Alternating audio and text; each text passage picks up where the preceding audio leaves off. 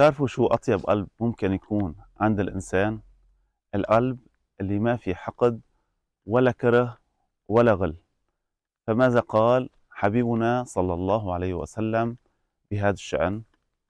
قال رسول الله صلى الله عليه وسلم: يدخل الجنة أقوام أفئدتهم مثل أفئدة الطير، يعني قلوبهم بريئة متوكلة على الله وما بتعرف إلا الصفاء والنقاء.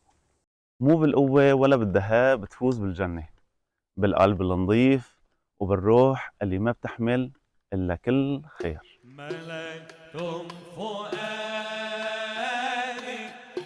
بشرع الهوى، من ملكتم فؤادي بشرع